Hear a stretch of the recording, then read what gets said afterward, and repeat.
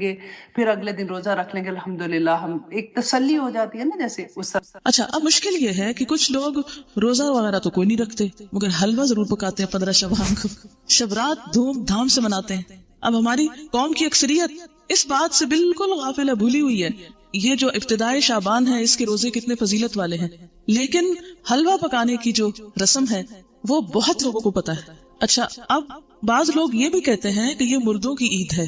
جی، کسی نے سنا ہے یہ پہلے؟ افسوس کیسی میں نے آپ کو بتا دی ایک غلط بات، لیکن معاشرے میں کچھ جگہوں پر یہ مشہور ہے، تو یہ ہے کہ اس کو مردوں کی عید کہا جاتا ہے۔ تو اس ضمن میں بھی یہ ویسے بنیادی طور پر اس دن وہ ختم کا حلوہ ہی پکاتے ہیں اور مردوں کو ثواب پہنچانے کے لیے، اور اس قسم کی رسومات جو ہیں ہوں گے کہ میں اس وقت کیا لائیو کرنے آ گئی ہوں۔ ایکچولی میرے پاس کچھ اسٹوڈنٹ کے میسیجز تھے، میں نے سوچا کہ میں اگر ریکارڈ کر کے ڈالتی ہوں تو اس میں ابھی مجھے ٹائم لگے گا، تو ابھی کیونکہ میرے پاس تھوڑا سا وقت تھا تو میں نے سوچا کہ میں آپ سے لائیو ہی بات کر لیتی ہوں۔ تو جب انشاءاللہ آپ سنیں گے، اللہ سبحانہ تعالیٰ نے جس سے فائدہ دینا ہوگا انشاءاللہ ان کو فائدہ مل جائے گا انشاءاللہ۔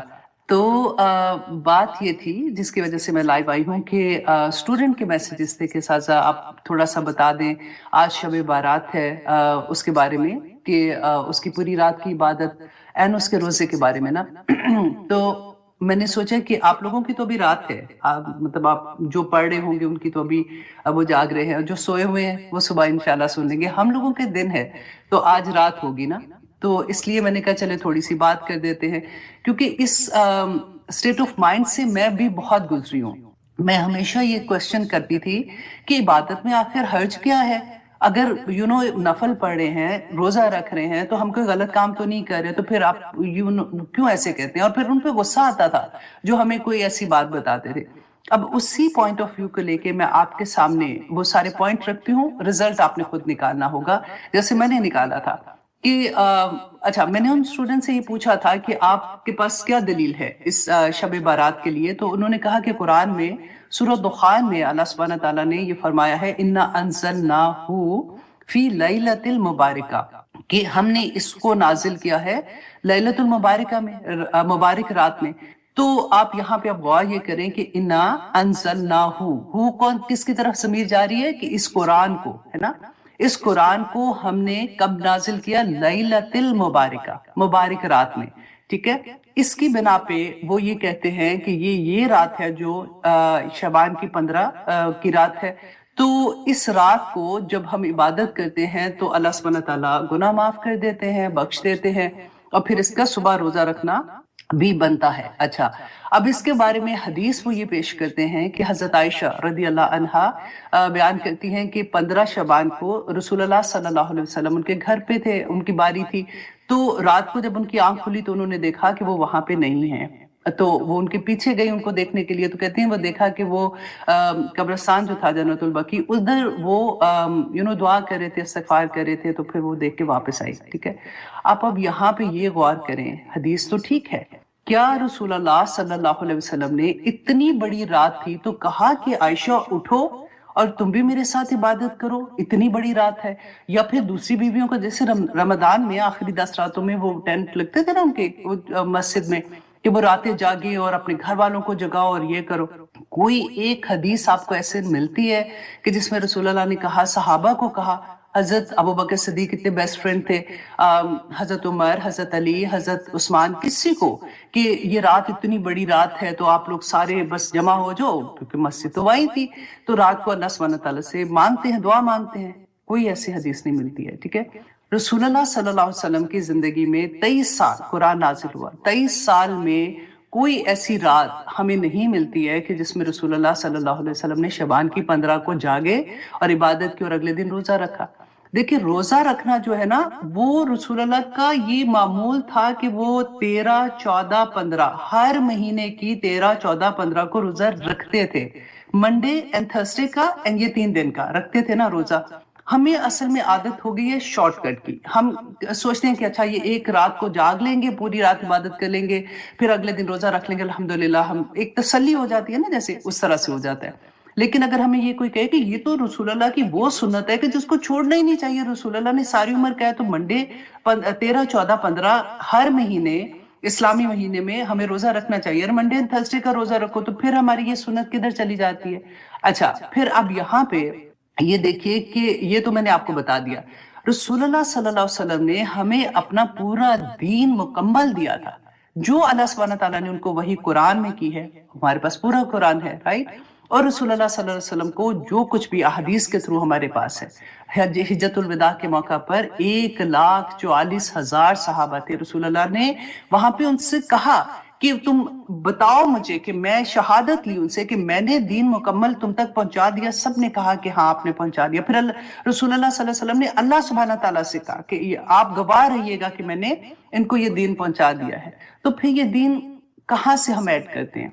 शेख अलबानी की बात मुझे याद आती है, वो कहते थे कि जब सुन्नत को आप छोड़ देते हैं ना, तो फिर वहां पे ये होता है कि बिदात जो होती है ना, वो उनकी जगह ले लेती हैं, और जब लोग बिदात को फरोग देते हैं तो सुन्नतों से एराज करना शुरू हो जाते हैं, क्योंकि वो तो तसल्ली में आ जाते हैं कि हमने तो ये काम कर लिया है।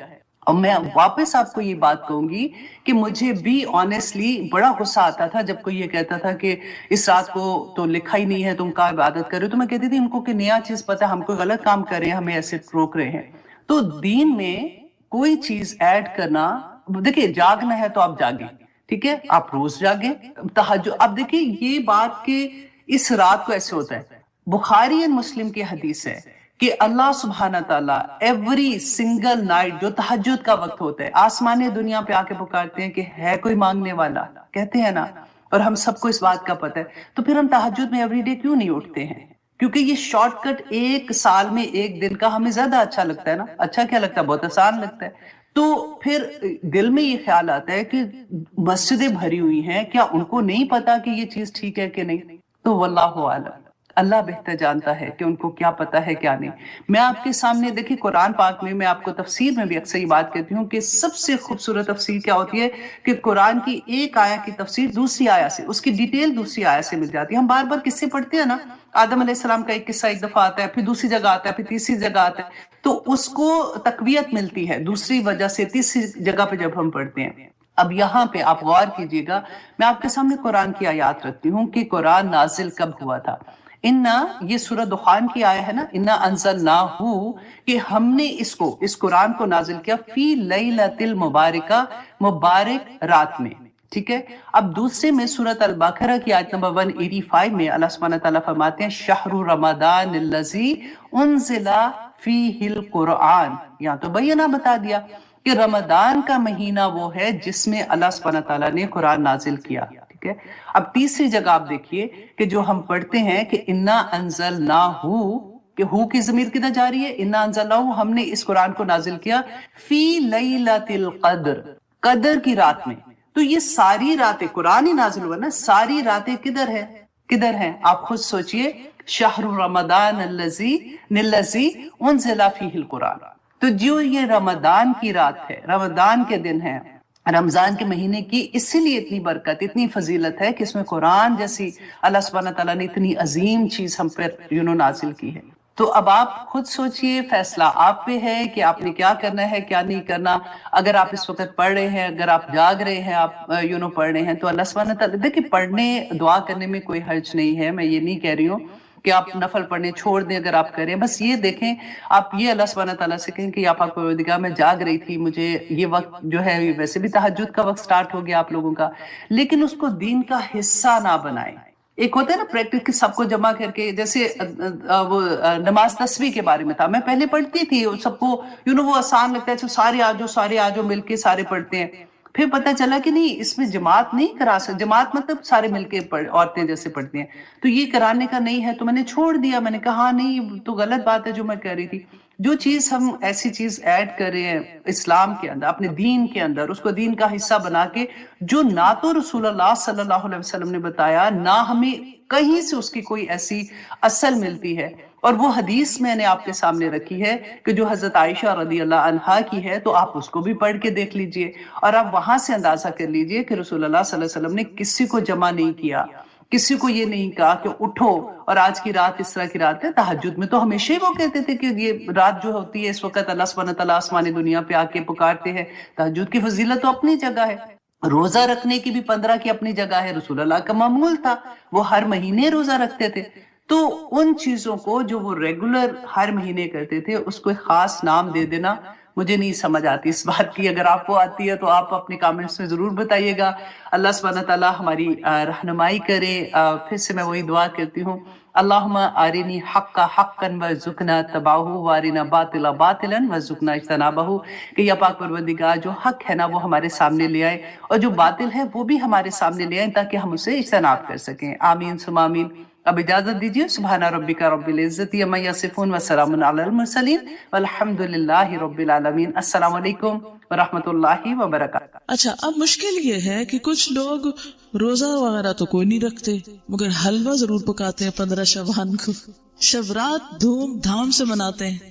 اب ہماری قوم کی اکثریت اس بات سے بالکل غافل ہے, بھولی ہوئی ہے یہ جو ابتدائی شعبان ہے اس کے روزے کتنے فضیلت والے ہیں, لیکن حلوہ پکانے کی جو رسم ہے وہ بہت لوگوں کو پتا ہے. اچھا, اب بعض لوگ یہ بھی کہتے ہیں کہ یہ مردوں کی عید ہے. جی, کسی نے سنا ہے یہ پہلے؟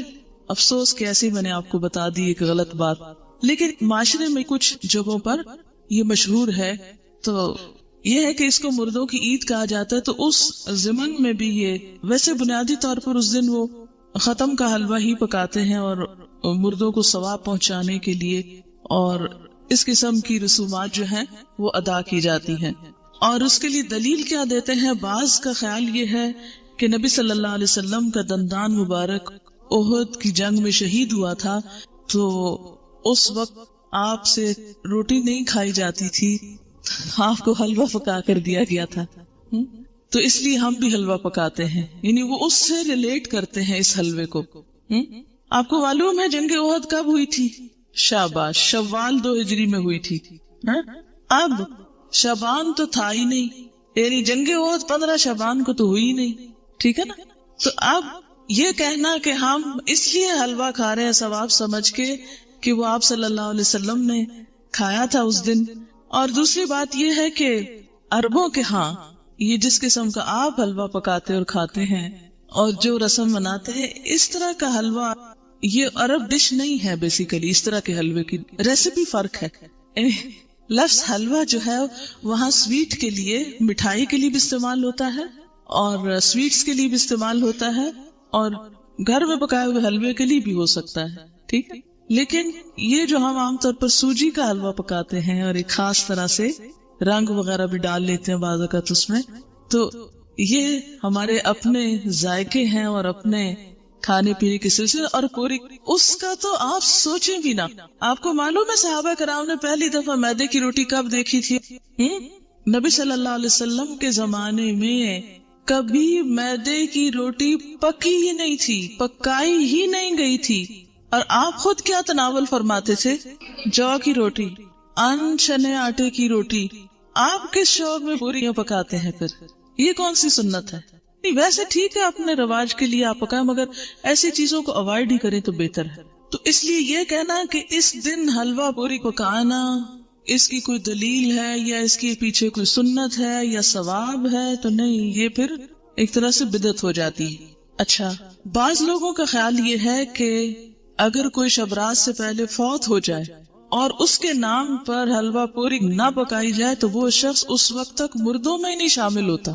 پتہ نہیں کہاں رہتا ہے وہ. پھر آپ اس کے نام پہ پکا رہے ہیں, کتنا ظلم ڈھا رہے ہیں کہ اس کو مردہ ثابت کرنے لگے ہیں یا مردوں میں شامل کرنے لگے ہیں. اسے رہنے دیں کئی جیتوں میں. پھر جی ہاں, قبروں کی لپائی ہوتی ہے باقاعدہ. یہ پچھلے سال میں ملتان میں تھی اور میں نے خود دیکھی اور کچھ تصویر وغیرہ بھی دور سے اتاری کہ جو لوگ, یعنی مجھے یاد ہی نہیں تھا کہ آج 15 شعبان ہے, تو صبح کے وقت ہم گھر سے نکلے, اتنے لوگ قبرستان میں, اتنے لوگ. میں نے کہا خیر ہو, اتنے لوگ نعوذ باللہ کوئی اندر دفن ہو رہے ہیں, یہ کیا ہو رہا ہے. سچ مجھے پہلے نہیں سمجھ آئی کہ اتنا کیوں اس میں رش ہے نا. پھر تھوڑا سا ہم آگے گلی, وہ ہمارے ایک رشتے دار ہیں, ان کا گھر اس طرح ہے کہ جب ان کے گھر سے نکلتے تو گلی کے دائیں بائیں قبرستان ہے, پھر باہر مین سڑک پر آ جاتے ہیں تو پھر وہاں سے بھی نظر آتا ہے. جب ہم گلی سے نکل کے مین سڑک پہ پہنچے تو وہاں ایک سبیل لگی ہوئی تھی, تو اس سے پتا چلا کہ یہ عید کی طرح کا کوئی موقع ہے. اور پھر لوگ باقاعدہ لپائی کر رہے تھے, بچے بھی اور بڑے بھی قبریں لیپ رہے تھے, اور پھر کو پھول ڈال رہے تھے, اور کوئی رات کو وہ چراغاں کر رہے تھے. اب میں یہ سوچ رہی تھی کہ اگر ساری قوم سال میں ایک دن قبرستان کی صفائی کرنے لگتی ہے یا قبرستان میں جا کے لپائی اور اس پہ لگ جائے تو آپ دیکھیں کہ باقی کام کتنے رہ جائیں نا. اور پھر ہوتا کیا ہے, جب تک وارث جیتے ہیں کوئی لپائی آ کے کر دیتا ہے, جب وہ بھی چلے جاتے ہیں تو ختم ہو جاتا ہے سلسلہ. اب قبروں کو پکا کرنا یا ان کی بار بار لپائی کرنا یہ بھی کوئی سنت نہیں ہے. قبروں کو اونچا کرنا اور ان کو بہت نمایاں کرنا اور ان کی بہت اس طرح کی کیئر کرنا جو ہے, اس کا ہمارے دین میں تصور نہیں ہے.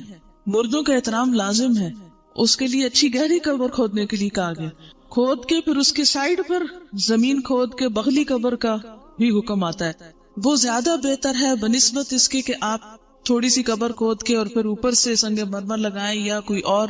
یہ چیزیں پھر ایکسٹرا ہیں, اس سے وقت بھی سرمایہ بھی ضائع ہوتا ہے. مردوں کو جو چیز فائدہ دیتی ہے وہ حلوہ پوری نہیں ہے, وہ آپ کی دعا ہے جس کے لیے آپ 15 شعبان کا انتظار نہ کریں. کب کریں وہ دعا؟ ہر روز کریں, ہر روز نماز پڑھیں اور کہا کریں ربنا اغفر لی ولوالدی وللمؤمنین. اس میں سارے قبروں والے آ جاتے ہیں. وللمؤمنین یوم یقوم الحساب, صرف قبروں کے اندر والے نہیں آتے, باہر والے بھی آتے ہیں. المؤمنین, اتنی تو گرامر پڑھ لی ہے نا, ال لگ جائے اور پھر جمع کا بھی ہو ساتھ, سارے مومن آ جاتے ہیں زندہ ہو کے, من الاحیاء والاموات سب آ جاتے ہیں. تو بنیادی طور پر اس رات میں نہ تو کوئی حلوہ پکانے کا حکم ملتا ہے اور نہ ہی دن کو قبروں کی لپائی کا حکم ملتا ہے اور نہ ہی اس قسم کی کوئی خاص اس دن کی کوئی عید ہے.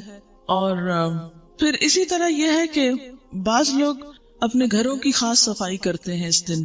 ہو سکتا ہے آپ لوگ نہ کرتے ہوں لیکن یہ رواج بھی ہے, اور ایک مخصوص جگہ پہ حلوہ چپاتی رکھتے ہیں. یہ لپائی وغیرہ کر کے تو ایک خاص کارنر جیسے ہوتا ہے, اور بعض لوگ اس کے ساتھ موسمی پھل اور مٹھائیاں وغیرہ بھی اس جگہ یعنی سجاوٹ کرتے ہیں, بوفے کی طرح بنا لیتے ہیں اس کارنر کو. اور پھر ساتھ یہ بھی کہتے ہیں کہ لبان اگر بتی بھی تھوڑی سی ساتھ جلاتے ہیں کہ یہ مردوں کی فاتحہ ہو رہی ہے. آپ دیکھیں کہ مردے کو کیا کیا چیز فائدہ دیتی ہے. جب ایک شخص فوت ہو جاتا ہے تو کیا کیا چیز کرنی چاہیے؟ جی آپ فرمائیے. انسان قبر میں تنہا اترتا ہے, صرف ایک چیز ساتھ اترتی ہے اور وہ انسان کا اپنا عمل. ٹھیک ہے, باقی 2 چیزیں واپس آ جاتی ہیں, اولاد اور مال, جیسے غلام وغیرہ ہو یا اور کوئی گاڑی جس پہ لے گئے اس کو, یا اس کے علاوہ بھی اگر کوئی چیز ہے تو یہ 2 چیزیں جو ہیں واپس آ جاتی ہیں, مال اور اولاد. باقی عمل ساتھ اترتا ہے. ایک چیز, صرف ایک چیز, اگر وہ تھوڑے بہت کمی بیشی ہے تو پیچھے والے اب اس کے حصے کے عمل تو نہیں کر سکتے, لیکن نمبر 1 دعا کر سکتے ہیں جو مردے کو فائدہ دے گی. اور اس کے لیے آپ اس دن سے دعا شروع کیجئے جس دن سے وہ فوت ہوا, اور ہر روز کیجئے, اور اس میں آپ دیر نہ کیجئے, کرتے رہیے. دوسری چیز, علم ينتفع به, ایسا علم جس سے لوگ فائدہ اٹھائیں, یعنی اس کے نام پر سے مراد ہے کہ اس کی طرف سے آپ کیا کریں, کسی بچے کو پڑھا دیں, کوئی اسکول بنوا دیں, کوئی کتابیں آپ لے کے لوگوں کو کوئی لائبریری میں رکھوا دیں, کوئی بھی علم کا کام, یا اس نے خود جو کچھ پڑھایا تھا اپنے اسٹوڈینٹس کو, یا کتابیں لکھی یا کوئی اور اسی طرح کی چیز تیار کی. اور تیسری چیز جو اس کو فائدہ دیتی ہے وہ کیا ہے, صدقہ جاریہ. آپ اس کے لیے قربانی کریں, آپ اس کے لیے پیسے غریبوں کو دیں, مسکینوں کو کھانا کھلائیں, اس کی طرف سے صدقہ کر سکتے ہیں. ٹھیک ہے, لیکن خاص دن حلوہ پوری پکا کے, روشنی اگربتی جلا کے اور ایک خاص سٹائل میں یہ سب کرنا جو ہے, یہ نبی صلی اللہ علیہ وسلم کی ایسی کوئی سنت نہیں ہے, اور نہ ہی ایسا دین کو مشکل بنایا گیا ہے جو ہر شخص کے بس کی بات نہ ہو. یعنی ہمارا دین ایسا نہیں کہ کچھ لوگ تو اس پر عمل کر سکے اور کچھ اس پہ عمل کے قابل ہی نہ ہو. اب ہر شخص تو حلوہ پوری پکا نہیں سکتا. مثلاً میں حلوہ تو شاید پکا لوں اگر پوری نہ پکا سکوں. آپ میں سے میرے خیال اکثریت روٹی بھی نہیں پکانا جانتی ہوگی. جب سے میں ہاسٹل میں رہ رہی ہوں تو میں نے اکثر لڑکیوں کی روٹی بنانی ٹیسٹ کی ہے, اور صحیح روٹی نہیں بنانی آتی, جو ہم میں سے ہر کوئی ہر روز کھاتا ہے. ہمارا اسٹیپل فوڈ ہے. کچی روٹی پکاتے ہیں, جلیبی پکاتے ہیں, صحیح روٹی نہیں پکانی آتی. تو اب آپ دیکھیں کہ اگر روٹی نہیں بنانی آتی تو پوری کس کو بنانی آتی ہوگی؟ ٹھیک ہے نا. پھر اس کے بعد یہ ہے کہ ہر ایک کے پاس اتنے پیسے کہاں ہوتے ہیں کہ وہ حلوے کے لیے سب کچھ مہیا کر سکے. اور پھر آپ دیکھیے کہ حلوہ بھی پکانے کا صحیح طریقہ آنا چاہیے. کئی لوگ میں نے دیکھے ہیں کہ وہ کچا پکا سوجی کو کر کے اس میں یلو کلر ڈال کے پانی ڈال کے اور کچی چینی ڈال کے حلوہ پکا کے رکھ دیتے ہیں جس سے پیٹ میں درد ہو جائے. حلوہ اس وقت اچھا پکتا ہے جب آپ کو سوجی بھننی آتی ہو صحیح، اور وہ پیشنس مانگتا ہے، صبر. بہت ہلکی آنچ پہ کوئی کم از کم 1 گھنٹہ اگر آپ سوجی بنائیں پھر جا کر صحیح حلوہ بنتا ہے. سوجی بھوننے میں جلد بازی جو ہوتی ہے وہ کبھی بھی حلوے کو صحیح نہیں پکنے دیتی. ٹھیک، لیکن ہم ہر چیز میں انسٹنٹ فوڈ کے عادی ہو گئے، انسٹنٹ، جلدی، فوری، جس کے نتیجے میں ہم اب دوسروں کو بیمار تو نہ کریں ایسے حلوے کھلا کے. بعض اوقات دم بھی اس کا صحیح نہیں آنے دیتے، کچا ٹیسٹ آ رہا ہوتا ہے اس میں. آپ کو پتا ہے مکھڈی حلوہ جو ہوتا ہے وہ کیسے بنتا ہے؟ دیکھیں، خواتین کا دل پسند ٹاپک ہے نا، تو کیا ہوا اگر ہم اس پہ ذرا سی بات کر لیں. کیسے بنتا ہے؟ کسی کو آتا ہے؟ ہاں بتائیے. ہاں، کتنی دیر پکتا ہے؟ تھوڑا ہے. کوئی اور بتائے گا؟ اٹک کی طرف کا کون ہے آپ میں سے؟ کیونکہ اس طرف یہ مکھڈی حلوہ بنتا. ہاں بتائیں گے آپ کتنا ٹائم لگتا ہے مکھڈی حلوہ بننے میں؟ دیکھا، اب خالہ تک رہ گیا. دیکھا، آپ نے سیکھا نہیں ہے. وہ ہوتا یہ ہے کہ سوجی کو پانی یا دودھ میں بھگوتے ہیں، پھر اس کو اتنا پکاتے ہیں کہ وہ دونوں پھر الگ ہوں.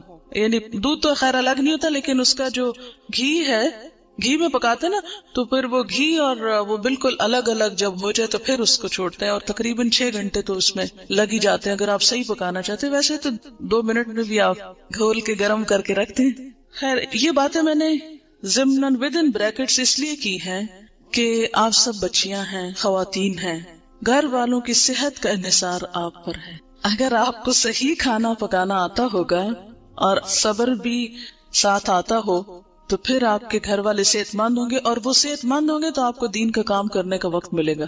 تو یہ جو صحیح کھانا پکانا آنا یہ بہت بڑی نعمت ہے، اور اس پر وقت لگائیں اور اس کو سیکھیں اپنے والدین اور خالہ وغیرہ سے، کیونکہ ایسا نہ ہو کہ یہ زبان تو ہماری جا ہی رہی ہے، ویسے آدھی اردو بولتے آدھی انگریزی بولتے. اب کھانوں میں بھی ہم نے کچھ چائنا سے منگا لیے ریسیپیز، کچھ ادھر ادھر سے. اب وہ کھانے کے سٹائل بھی بدلتے جا رہے ہیں. حالانکہ بیسٹ فوڈ جو ہے الحمدللہ ہمارے اس کانٹیننٹ کا ہے کہ جو بہت اچھی طرح ویل کوکڈ اور ٹیسٹ کے حساب سے بھی اچھا ہوتا ہے. لیکن افسوس یہ کہ اب ہم آؤٹ ڈور ایٹنگ کے اتنے عادی ہو گئے ہیں کہ ہمیں گھر میں پکانا اچھا ہی نہیں لگتا نا. اور اکثر لڑکیوں کو یہ کہتے سنا گیا، آئی ہیٹ کوکنگ. دین والی کوئی لڑکی یہ زبان سے بات نہ نکالے. ٹھیک ہے، کیوں نہ نکالے؟ وجہ آپ کو پتا ہے کہ کھانا کھلانا کون سے کاموں میں سے؟ جی ہاں، تو یہ صرف غریب کو کھانا کھلانا نہیں، اپنے گھر کے غریبوں کو کھلانا جو ہے وہ بھی ایک بہت بڑی نیکی کا کام ہے. تو ہیٹ کوکنگ کہنے کی بجائے، لیکن اعتدال اس میں بھی، یہ نہیں کہ پھر آپ کچن سے نہ نکلیں. اور اس میں کہ سادہ غذا ہو لیکن ویل کوکڈ، نیوٹریشس، جس سے آپ کی صحت، آپ کے بچوں کی صحت درست رہے. اگر وہ درست رہے گی انشاءاللہ آپ کے پاس وقت زیادہ ہوگا، پھر آپ دین کا کام زیادہ اچھی طرح کر سکیں گے. ٹھیک ہے نا؟ یہ بات میں اپنے تجربے سے آپ کو بتا رہی ہوں. جی آپ کچھ کہنا چاہ رہی؟ جی دعا کر سکتے ہیں. اللہ تعالیٰ کے لیے کیا مشکل ہے؟ وہاں تو ہے نا اس کے پاس، جدھر چاہے ڈال دے. یمحو اللہ ما یشاء ویثبت. کیا مطلب اس آیت کا؟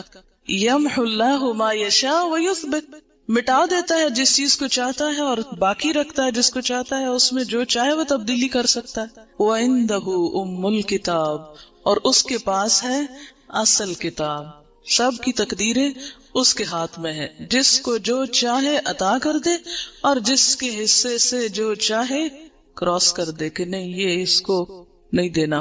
اچھا جناب، پھر اس کے بعد یہ ہے کہ بعض لوگوں نے یہ بھی بات مشہور کر رکھی ہے کہ میت کی روح 40 دن گھر آتی رہتی ہے، اور مومنین کی روح جمعہ کی رات کو، شب برات کو اور عیدین کو اپنے گھروں پہ آتی ہے. یہ بات مشہور ہے کہ اس دن روحیں آتی ہیں. ایک تو جمعرات کے دن آتی ہیں، اور ایک جو ہے عیدوں کو آتی ہیں اور شب رات کو آتی ہیں. حالانکہ اس کے پیچھے کوئی دلیل نہیں ہے، یہ ہمارا اپنا خیال ہے. دیکھیں وہ کس لیے آئیں گے، کیا کرنے آئیں گے؟ ان کا دنیا سے کوئی رشتہ، کوئی تعلق، ان کو تو کوئی انٹرسٹ ہی نہیں رہتا یہاں سے. جو نیک لوگ ہوتے ہیں وہ کہتے ہیں شکر ہے ہماری جان چھوٹی اس مصیبتوں کے گھر سے، اس قید خانے سے. اور جو برے لوگ ہوتے ہیں وہ جتنا بھی چاہیں کہ آ کے واپس کوئی اچھا عمل کر سکے تو آ نہیں سکتے. سورۃ المؤمنون میں آپ نے ایک آیت پڑھی ہوگی، وَمِن وَرَائِهِمْ بَرْزَخٌ إِلَى يَوْمِ يُبْعَثُونَ. جو روح ایک دفعہ آگے چلی گئی ان کے پیچھے برزخ حائل ہو گیا، پردہ حائل ہو گیا. کب تک؟ إِلَى يَوْمِ يُبْعَثُونَ، اس دن تک جبکہ یہ بالکل ایسے جیسے بچہ پیدا ہونے کے بعد واپس نہیں ماں کے پیٹ میں جا سکتا، ایسے ہی دنیا سے جانے کے بعد انسان دنیا میں نہیں آ سکتا. اتنا ہی محال ہے. جسے بچے کی پیدائش میں ماں کو ایک تکلیف اٹھانی پڑتی ہے نا، تو مرتے وقت جب انسان کی روح نکلتی ہے تو خود اس کو یہی کرب سے گزرنا پڑتا ہے. تو روح بھی آپ دیکھیں کہ بہت سے وہ لوگوں کے مرتے وقت کے حالات سنے ہوں گے، پڑھے ہوں گے. ایک ڈاکٹر مودی شاید اس نے 120 لوگوں کے موت کے واقعات لکھے ہوئے ہیں. تو وہ تجربہ یہ بتاتے ہیں کہ جیسے ایک گیٹ کھلتا ہے اور اس میں ہم جا رہے ہیں، ٹریول کر رہے ہیں، آگے کو جا رہے ہیں. تو بات یہ ہے کہ جو آگے چلا جاتا ہے وہ میں وَرَائِهِمْ بَرْزَخ، پیچھے آڑ آ جاتی ہے اور دروازہ بند کر دیا جاتا ہے. اب دنیا میں نہیں کوئی آتا، اور انہوں نے کرنے بھی کیا آنا ہے. اور کہیں سے ثابت بھی نہیں ہے قرآن سے کہ روحیں ہمارے گھروں میں واپس آ کے رہتی ہے. ٹھیک ہے نا.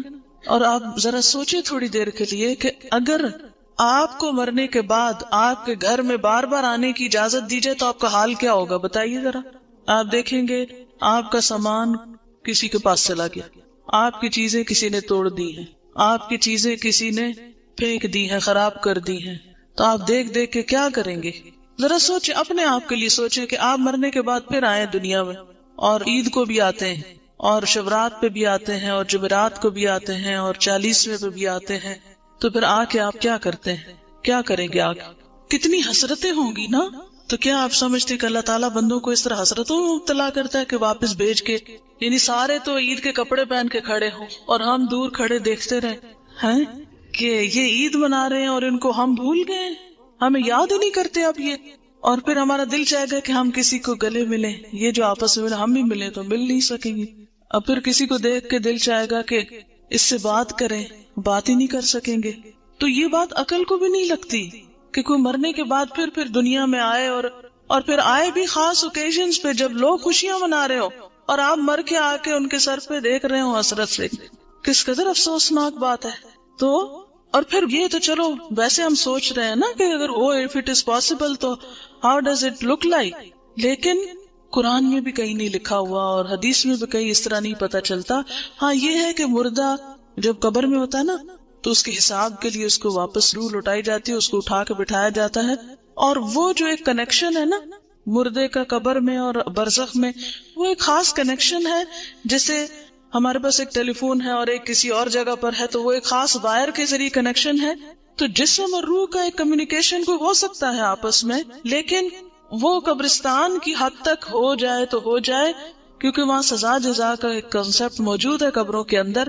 لیکن عام گھروں میں اور گھروں کے اندر آ کر، اور پھر یہ کہ کچھ روحیں بھٹکتی ہیں اور کچھ روحیں دوسروں کے اوپر مسلط ہو جاتی ہیں، اور یہ سب جنات ہوتے ہیں جن کو انسانی روحیں سمجھ کر وہ کیا جاتا ہے. اور بعض اوقات شیاطین دھوکہ دیتے ہیں انسانوں کو، کیونکہ بعض لوگ کہتے ہیں نا مجھے بالکل ابھی خوشبو آئی تھی اور مجھے ایسے لگا جیسے مجھے کسی نے آواز دی ہے، اور مجھے بالکل وہ تو میرے بھائی جیسا ہی تھا، کوئی مجھے ہیولا نظر آیا گھر میں، اور یہاں خانہ کعبہ میں نظر آیا فلاں، وہ تو فوت ہو چکا. یہ سب اگر آپ نے سائیکالوجی پڑھی بھی ہو تو اس میں آپ نے پڑھا ہوگا، التباس کے بارے میں پڑھا ہوگا، ہیلوسینیشن وغیرہ کے بارے میں. خیر وہ ایک اور ایکسٹریم پہ لے جاتے ہیں. لیکن بیسیکلی یہ ہے کہ جو شیاطین ہوتے ہیں، جنات ہوتے ہیں، وہ بھی بعض اوقات انسان کو دھوکہ دیتے ہیں، ایسی باتیں ان کو بھٹکانے کے لیے، بہکانے کے لیے، ان کا عقیدہ خراب کرنے کے لیے، بگاڑنے کے لیے ان کو بھول بھلائیوں میں ڈالتے ہیں، ان شکلوں میں آ جاتے ہیں. ٹھیک ہے نا. تو جو چیز قرآن سنت سے ثابت نہیں، بس اس پہ خاموشی اختیار کی جائے، نہ کہ اس کے آگے ایک نیا دین گھڑ لیا جائے اور پھر کھانے پکا لیے جائیں. اب دیکھیں مردہ خود تو وہ حلوہ کھا نہیں سکتا اور ہم اس کو خوش کرنے کے لیے حلوہ بنا رہے ہیں. اب مثلاً آپ کسی کے گھر میں جائیں اور وہ کہ ہم نے آپ کو خوش کرنے کے لیے یہ سب کچھ پکایا ہے اور کھانے نہ دیں آپ کو، یا آپ کھا نہ سکیں اس کو، آپ کتنے خوش ہو کے لوٹیں گے؟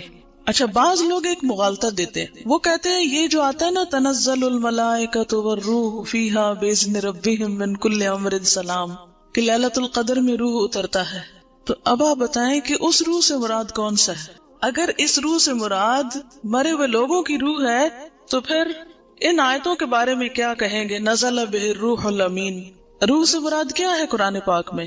جبرائیل علیہ السلام کے لیے لفظ استعمال ہوا ہے، اذ ایدتک بروح القدس قل نزلہ روح القدس نزل بہ الروح الامین تعرج الملائکۃ والروح یوم یقوم الروح والملائکۃ صفا، اور پھر تنزل الملائکۃ والروح سورۃ القدر میں۔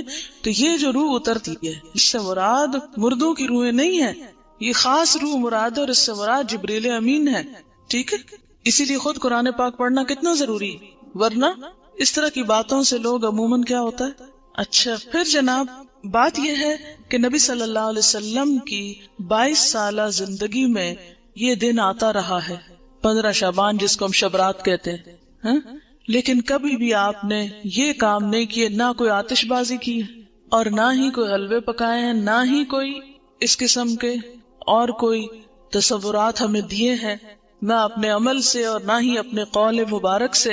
اور یہ جو اس رات کو چراغوں کی روشنی ہے یہ بھی اسراف میں شامل ہوتی ہے۔ لوگ گھروں پر موم بتیاں لگاتے ہیں نا، کبھی دیکھیے موم بتیاں، اور پھر اس کو بھی آہستہ آہستہ عید کا نام دے دیا ہے۔ اب دیکھیں کہ عیدیں بڑھانے پر بہت ہمارا زور ہو گیا، مثلا عید میلاد النبی ایک بنا لی ہے، ایک شبرات کو مردوں کی عید کہہ کے عید بنا لیا ہے، 2 عیدیں پہلے تھی جو آپ صلی اللہ علیہ وسلم نے بنائی، وہ تو اصل عید ہے۔ تو کیا یہ زیادتی کی بات نہیں ہے کہ دین میں اضافے کرتے چلے جا رہے ہیں؟ یعنی آپ نے تو اس کو عید نہیں کہا، نہ سیلیبریٹ کیا، اور ہم اس کو عید کے طور پہ سیلیبریٹ کر رہے ہیں۔ اصل میں ہندوؤں کے ہاں ایک دن ہوتا ہے دیوالی کا، اس میں اس قسم کے کام ہوتے ہیں، مخصوص گھر لیپا پوتی کرتے ہیں، مخصوص کارنر پہ کھانے حلوے پکا کے رکھتے ہیں، چراغاں کرتے ہیں۔ اب ہمیں اسلام میں آ کر کچھ اس قسم کے فنکشنز کرنے تھے اور کچھ ایسے ہمیں آلٹرنیٹ تلاش کرنے تھے، تو وہ ہم نے اس شکل میں کر لی، کیونکہ ہم لوگ بیسیکلی تو سب یہاں جو ہمارے آبا و اجداد ہیں وہ ہندوؤں سے مسلمان ہوئے نا، یا سکھوں سے مسلمان ہوئے، کیونکہ اس علاقے کے لوگ جو ہیں بنیادی طور پر یہاں کا جو ہندوازم ہے یہ قدیم ترین مذہب ہے اس علاقے کا، تو ان کی اولادیں ہونے کے ناطے سے پھر بہت سے لوگ جب اکثریت میں مسلمان ہونے لگتے ہیں تو عموماً کیا ہوتا ہے، وہ کلمہ تو پڑھ لیتے ہیں لیکن طریقے وہی ہوتے ہیں، اور بعض اوقات نئے دین میں آ کر بھی پرانے دین کی چیزوں کو کہیں نہ کہیں فٹ کر دیتے ہیں۔ جیسے نئے گھر میں آپ جاتے ہیں تو پچھلے گھر کی چیزیں کہیں نہ کہیں لٹکا دیتے ہیں، کوئی ادھر کوئی ادھر۔ یہی کچھ ہمارے ساتھ بھی ہوا ہے۔ اور پھر یہ ہے کہ آتش بازی جو ہے اس میں جان کا نقصان بھی ہے، مال کا نقصان بھی ہے، ویسے بھی خطرہ ہے کہ کسی کو آگ لگ نہ جائے، یا خاص طور پر جو فائر ورکس کرتے ہیں۔ یہ تھی چند باتیں جو اس حوالے سے آپ سے کرنا تھی۔ اس کے ساتھ ہی جو کچھ کوسچنز ہیں میں ان کے جواب دے دیتی ہوں۔ ایک اور غلط فہمی بھی اس دن کے بارے میں ہے جس کا ذکر کرنا ضروری ہے۔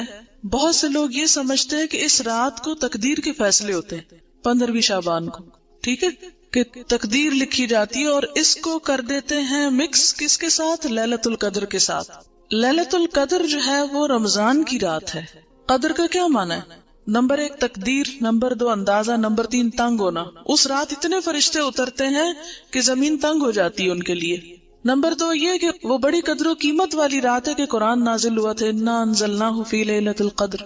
اچھا، تیسری بات یہ ہے کہ اس لیلۃ القدر میں تقدیر جو ہے بندوں کی وہ فرشتوں کے حوالے کی جاتی ہے، تنزل الملائکۃ والروح فیہا باذن ربہم من کل امر۔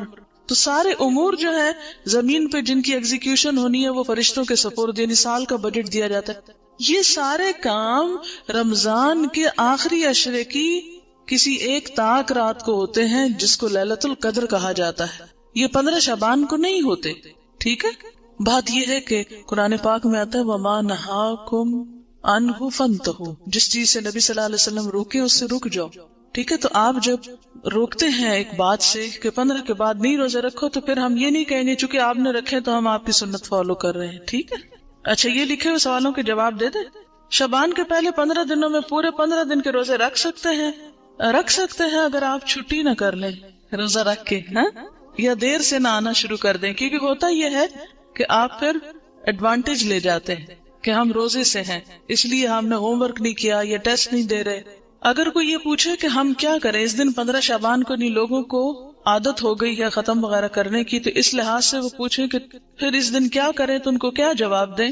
کیا جو پکا کر گھر حلوہ چاول وغیرہ بھیجے تو اس کو کھا لیں؟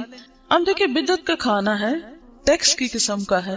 پہلی بات تو یہ ہے کہ انہیں کہیں وہی کریں جو روز کرتے ہیں، نمازوں کی پابندی کریں، صدقہ خیرات جیسے روٹین میں کرتے ہیں، کیونکہ جو دن اللہ کے رسول صلی اللہ علیہ وسلم نے مخصوص نہیں کیا کسی خاص عبادت کے لیے، اس کو اپنی طرف سے بتا کے اچھا آپ یہ کر لیں یہ کر لیں یہ کر لیں، تو یہ بھی درست نہیں ہوگا.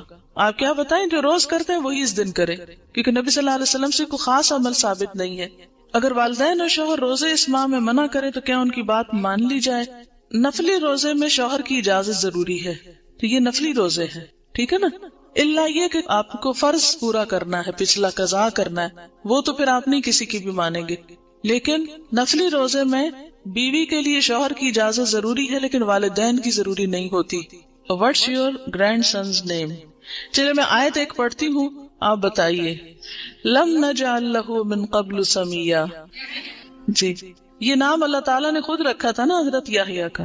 چلیے، اگر کسی عورت کے پچھلے رمضان کے فرض روزوں کی قضا باقی ہو، وہ روزے رکھنے کی طاقت رکھتی ہو، تو 15 کے بعد رکھ سکتی ہے یا قطعی ممنوع؟ دیکھیں قطعی ہے یا نہیں، جب پسندیدہ یہی ہے کہ نہیں رکھے، الا یہ کہ قضا رہتے ہیں تو کچھ قضا پہ شوال میں جا رکھے. ٹھیک، روحیں اگر اس طرح نہیں آتی تو پھر ان کے بارے میں آپ کیا کہیں گی جو لوگ روحوں کو بلاتے ہیں اور ان سے باتیں کرتے ہیں؟ میں نے خود بھی کئی دفعہ یہ ایکسپیرینس کیا ہے، یہ ایکسپیرینس میں بھی کر چکی ہوں، ایسی بات نہیں ہے، لیکن یہ سب جنات ہیں.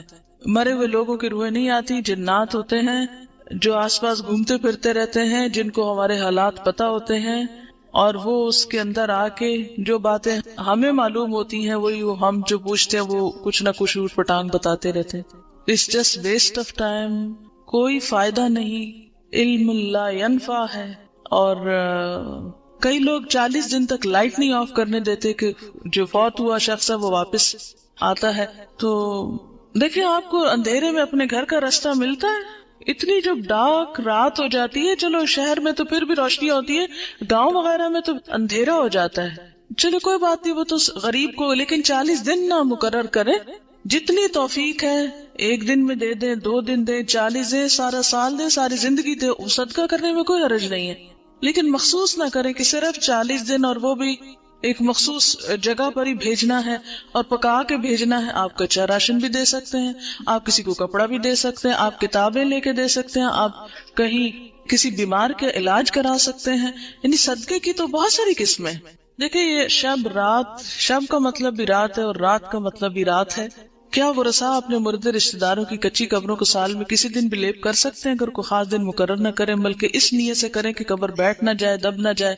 دیکھیں اس میں اصول یہ ہے کہ مردے کی جو حرمت ہے، ٹھیک ہے نا، مرے ہوئے انسان کی بہت عزت ہے، حرمت ہے، اسی لیے اس کو نہلاتے ہیں. حالانکہ مر گیا تو آپ کہیں اب تو مر گیا، کیا فائدہ اس نے جانا تو مٹی میں نہلانا کس لیے؟ لیکن کتنا احتیاط سے نہلاتے ہیں، صاف ستھرا کرتے ہیں، پوچھتے ہیں، کفن میں لپیٹتے ہیں، پھر زمین میں اس کو دفن کرتے ہیں. یہ سب کچھ کس لیے ہے کہ انسان جانوروں کا نشانہ نہ بنے. اگر ایسے ہی جا کے رکھائیں کہیں ہم مردے کو، دفن نہ کریں تو کیا ہوگا؟ جانور کھا جائیں گے نا اس کو، کبے ٹھونگے ماریں گے اس کی آنکھوں میں، اس کا دماغ پھاڑیں گے، کتنا اس کا. وَلَقَدْ كَرَّمْنَا بَنِي آدم، بنی آدم کو ہم نے عزت عطا کی ہے. انسان خواہ زندہ ہو یا مردہ، اس کی عزت ہے، حرمت ہے. تو دفنانے کی حکمت کیا ہے؟ حرمت نہیں پامال ہو. مٹی سے بنا ہے، مٹی میں واپس چلا جائے، وہ اس کے لیے معزز ترین مقام ہے. ٹھیک ہے نا. اب اگر کہیں آپ دیکھتے ہیں کہ قبر اس طرح بارش میں بھیگ گئی کہ جسم ایکسپوز ہو گیا مردے کا، تو اس کو دوبارہ دبانا، اس کے اوپر مٹی ڈالنا، اس کی لپائی اگر کرنا چاہیے کچھ بھی، تو دیٹس اوکے. یعنی اس حد تک تو ٹھیک ہے. آپ کو معلوم ہے ایک سیلاب آیا تھا، اس میں مجھے بتایا گیا تھا ایک علاقہ ہے شاید پنڈ دادن خان یا کون سا، کہ اس میں اتنا زور کا سیلاب تھا کہ زندہ گائے بھینسیں تو جو ڈوبی سے ڈوبی، جو مردے تھے وہ قبروں سے نکل کے تیرنے لگے تھے. جی ایسا ہوا تھا. یہ لئی نالے کا جو تھا، جی آپ نے دیکھا یا سنا اس وقت جب یہ ایسا دیکھا بھی تھا؟ تو اب آپ دیکھیں ایسے اگر نظر آ جائے تو کیا حکم ہے کہ اس مردے کو یعنی دوبارہ دفنایا جائے، اس کی قبر درست کی جائے، اس کو جانوروں کے حوالے نہ کیا جائے. اسی لیے آپ دیکھیں کہ اگر مردہ بچہ بھی پیدا ہوتا ہے نا، یا ادھورا بچہ بھی پیدا ہوتا ہے، ناقص بچہ بھی پیدا ہوتا ہے، تو اس کو بن میں یا کہیں کوڑے کے ڈھیر پہ نہیں پھینکتے،